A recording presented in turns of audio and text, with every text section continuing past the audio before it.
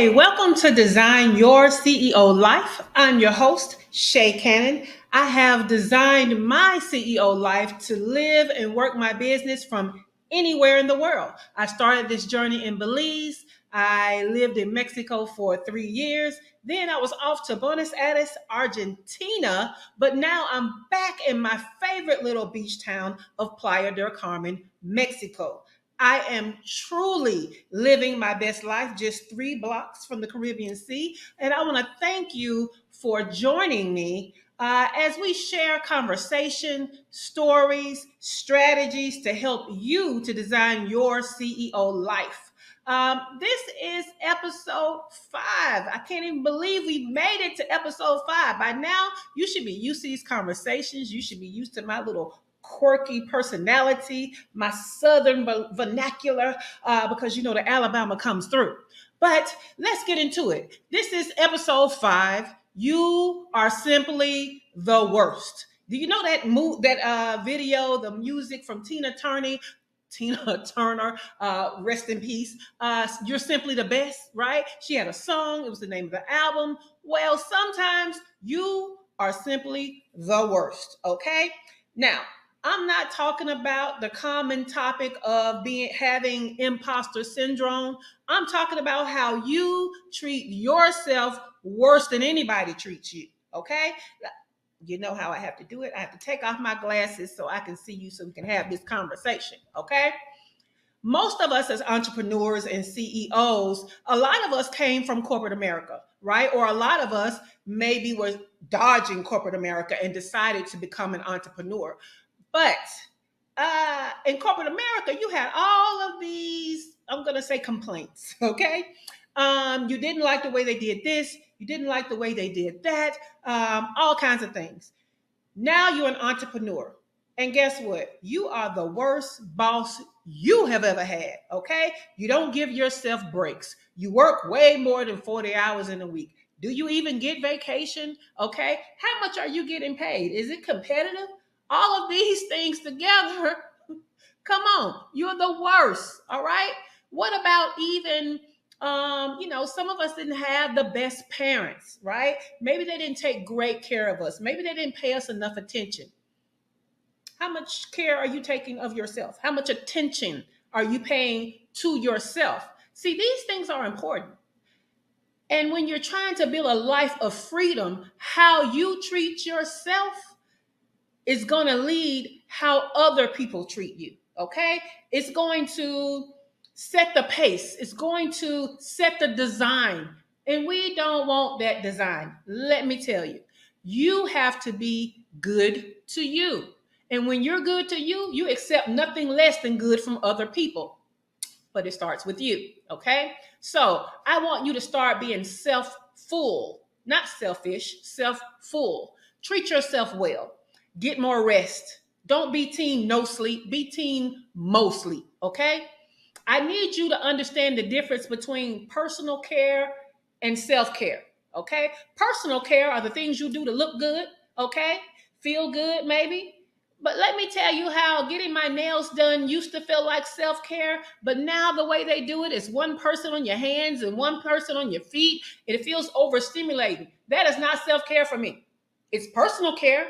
I'm going to look good. I'm going to enjoy it when it's done, but while I'm getting it done, it is not self-care. Getting your hair done, wasting your time in a salon, having to hear all the gossip and negativity, all that, that's not self-care.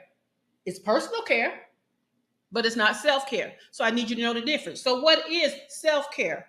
It's whatever recharges you, your spirit, your energy, reinvigorates you. Those are the things that are actual self-care. Know the difference between personal care and self-care. I want you to understand a part that your creativity plays in you being a CEO and in your life, right? How do you get inspired to innovate? How do you have different forms of expression? Now, don't get it wrong. Creativity is not always somebody who can draw or paint, okay? That's not the only way you can be creative. What about the way that you decorate your house? Okay? What about the way you put together an outfit? That's creativity, okay? What about the way you style your hair? Creativity. Okay. Creativity shows up in a lot of stuff. What about the way you cook? What about the way you put those ingredients in there? Okay. There are different ways to bring out your creativity, but the best way is to play. That's right. I said play. What are some of the things that you did when you were younger that didn't take technology, but that made you happy and made you fulfilled? I'm going to tell you right now, I still like to color. I still like to color. And there are all kinds of adult coloring books now. So just think about some low, I'm going to say effort things, okay? Don't need to take a lot of money that just brings out your creativity and just makes life better, okay? The next thing I want you to learn how to do, and we kind of talked about this last episode, we was talking about Team F them kids, right? But you need to learn how to serve from a full cup. Well, actually, you need to have a full cup, maintain a full cup, and learn how to serve from your overflow. Have you ever heard that before? Let me tell you how when I first realized that, especially being a self-sacrificial parent, like I told you last episode, that the best way to serve other people is to serve yourself first. Right. Yes. Serve yourself first. Make sure you have a full cup and then give people from the overflow. Give to people from the overflow. If you don't have overflow, you cannot give to people. You have to treat yourself well first. All right? Yeah. Some of this may resonate, some of this may not. So I put together like the top ways I know most people treat themselves badly. I want to talk about the way, I want to talk about the impact it has on you, and then I want to talk about how you can do better. All right? Because I want you to stop being the worst to yourself. Now, the first way is negative self talk. Negative self talk. Some of the ways we talk to ourselves in our mind, some of the ways we think about ourselves, we would never let anybody else talk to us that way, right? Or immediately when they began to talk to us that way, we would immediately know that's not the way anyone is supposed to treat me, right? But what are you saying to yourself? You're engaging in negative self-talk. It involves habitually criticizing yourself, often magnifying flaws, minimizing your achievements is even negative self-talk. We are humans, okay? Well, I believe we're spirits having a human experience, but let's just say our humanity comes with flaws. Our humanity comes with a beautiful imperfection. So we are not going to be perfect, even though we strive to be perfect. So you have to learn how to give yourself grace, especially with the way that you're talking to yourself. So what impact does that have when you're doing negative self-talk? Well, if you're constantly criticizing yourself, it can lead to low self-esteem. It can lead to anxiety. It can lead to depression. Goodness, that's a lot, right? And it reinforces a negative self-image and can limit your personal growth. And we don't want that. So how can you do better? You can practice self-compassion, that grace we were talking about, right? You can replace negative thoughts with positive affirmations. In fact, when I catch myself talking negatively, which is not that often, and when I do, I make myself then follow that up with two things that are great about myself to counteract that one negative thing. Okay, so start acknowledging your strengths and your achievements and celebrate them. Okay, they're worthy of celebration. I promise you they are. Another way that is a way that people do badly about themselves is neglecting your physical health. Okay. Sometimes our physical, okay, I'm not going to even say sometimes. I truly believe our physical condition, our dis-ease, our illnesses, come from us skipping taking care of ourselves. But let's just stay physical for a moment. When you're ignoring your physical well-being, such as skipping exercising or at least a lot of movement in your life, if you know you're sedentary and you sit down a lot, that's not the life for you. We were meant to move, okay? Even if you get up and take a dance break, that's moving, okay? What about when you consume unhealthy foods all the time? Okay, yeah, you can have a cheat meal. Yeah, fast food every now and then. Yeah, desserts with sugar. Yeah, whatever. But if you're consuming unhealthy foods as a habit, as a lifestyle, then you are neglecting your physical health. What about when you're not getting enough sleep? We've already told you. You need to be team most sleep, not team no sleep. Even though you're an entrepreneur, you still need sleep. Okay? Let me tell you what I've started doing. When I have more work to do that in the past I might would have worked late at night, you know what I do now? I take my butt to bed on time and I get up a little earlier. Okay? I can get up at 4 o'clock in the morning and get some stuff done. And then I just make sure I have a nap during that day. And guess what I do that night? Go to bed on time again. All right? That's something I'm doing. Try it out and let me know if that works for you. Okay? But doing these things that neglect your physical health can lead to a range of health issues. And over time, that neglect can diminish, we're going to say, energy levels, but also your overall quality of life. The very thing you're tuning into this show to have, right? You cannot design your CEO life without looking at your physical health. Okay. And I know that stuff are going to take time. So let's just talk about it. The impact: you can have a poor diet, lack of exercise, inadequate sleep. All of this leads to chronic issues, fatigue, reduced quality of life. We know this. But how do we do better? Prioritize regular movement. Okay. If you know you're not going to go to the gym, if you know you just hate the word exercise, replace it with movement. Start parking further away from the door of places that you go so that you have to walk a little further. Okay. Again, get up in the middle of the day and move. Set alarms to remind yourself to move. Okay. I love a good dance break. Okay. I love exercise that doesn't feel like exercise. So anything you can do to start moving, jazzercise back in the day for the older people. Yeah, we probably used to laugh at that, but right now you got some great dance type exercise routines that you can go on YouTube for free, no excuses, and follow. You got the Caribbean dance, winding. If you like it, you can twerk for exercise. All kind of things, whatever kind of dance you like, movement, add it in as your exercise. Okay, prioritize making that a thing. Now, we talked before on a past episode about putting it on your calendar. So put it on your calendar. I need you to eat a balanced diet. When we were in school, we were taught to eat the rainbow, that you were supposed to have, a balanced diet of eating foods of different colors, eating foods of different categories, carbohydrates, proteins, and such. You need to figure out, what does your body need so that you can eat that way most of the time. We're human. We're going to slip up, but we want our default to be a great, balanced, healthy diet. Okay. And of course, sufficient rest. Again, set a bedtime. This is something I need you to know. Did you know that the more sleep you get before midnight is the more quality sleep you have? That quality sleep is before midnight. So if your bedtime is midnight, you've already missed some quality hours of sleep. Okay. So I'll tell you, midnight is my last bedtime. I got like 3 of them, right? So I would rather be in bed by 8 and sleep by 9, but my average is in bed by 9, sleep by 10. Okay. But if something is going on, what I'm saying, I might get to bed by 12, knowing that I'm missing some quality sleep in those hours before 12. All right. So keep that in mind when you're picking a bedtime. And I'm going to tell you, as you get older, doing things like working overnight and working late, it's messing with your circadian rhythm. Look up circadian rhythm.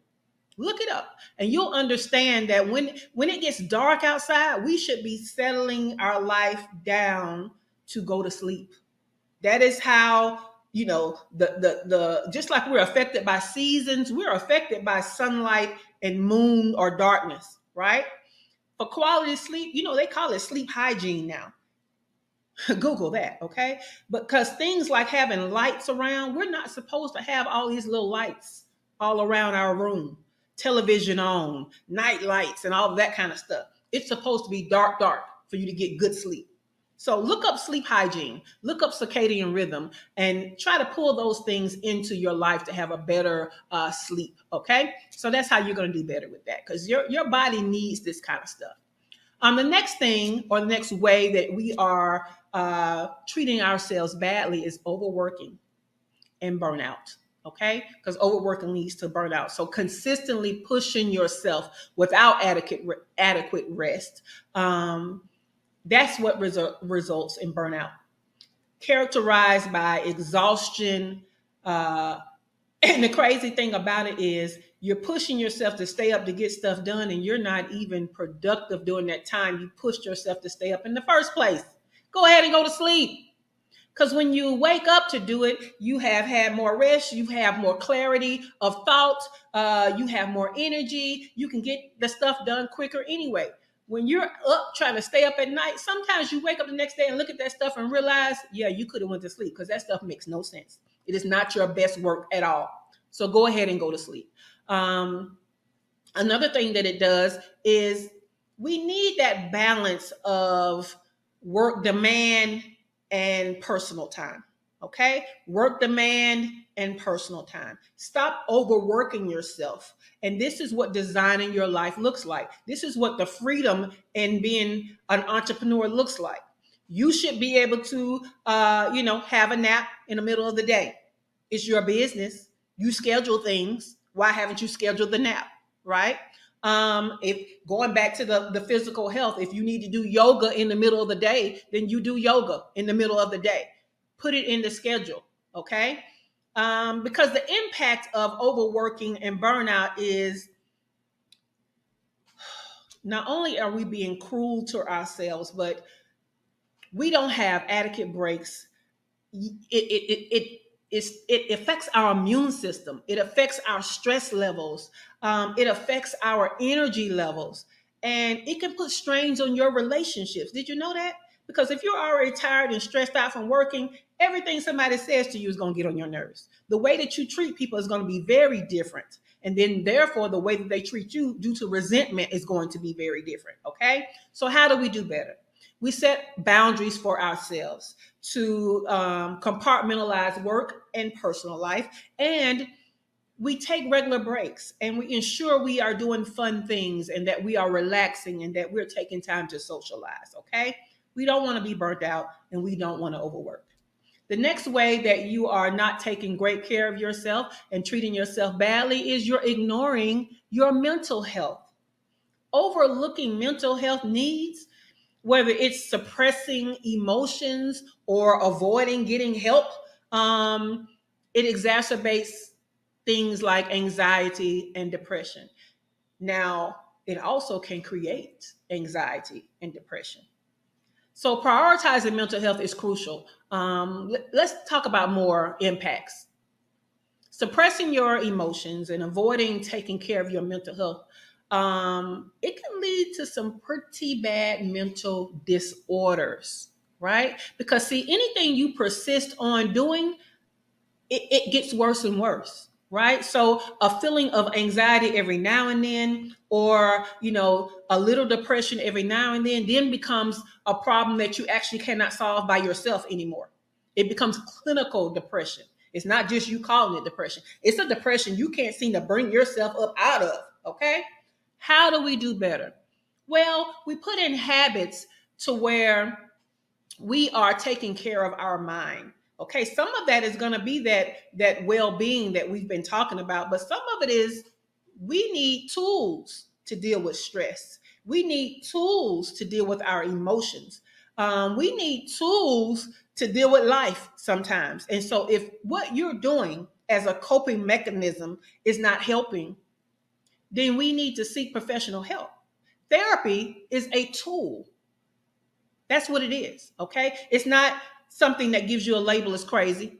It's a lot of crazy people that don't have a therapist. And it's a lot of people that have a therapist that are not crazy. Okay. So therapy is a tool. You need to understand that when you don't have tools, you go and get them. Just like when you're running your business and you need help and you might get a business coach, that business coach is a tool for you to do better at business, right? You don't have the money and you need a loan, you go to the bank. The bank is a tool to get you more money. Therapy is a tool. Don't be afraid of it. So yeah, we need to, it's not just talking to your friend. Your friend is not equipped to give you the tools to overcome. Venting can make you feel better, but the problem doesn't go away just because you vented. Okay, so that's kind of the difference.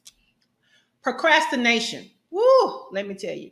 Procrastination is a delay of your goals.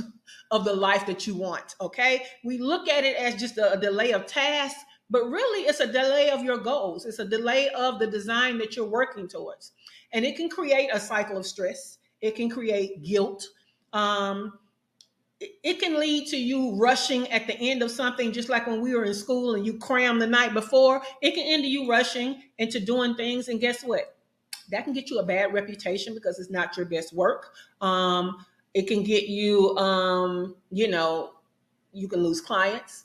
You can lose money, all kinds of things just because you procrastinated to the last minute. Now, if you are like me, because I am bad about this. Sometimes I feel like I do my best work when my back is up against the wall, right? But I'm going to tell you, even though I do great work and the client may not have a problem with the work, the fact that I know I could have done better had I given myself more time to show up in excellence, more excellence, I do that impacts me, right? Also, do you understand that every time you cram something, you're putting yourself under duress and stress that doesn't need to be in life? It's hard enough.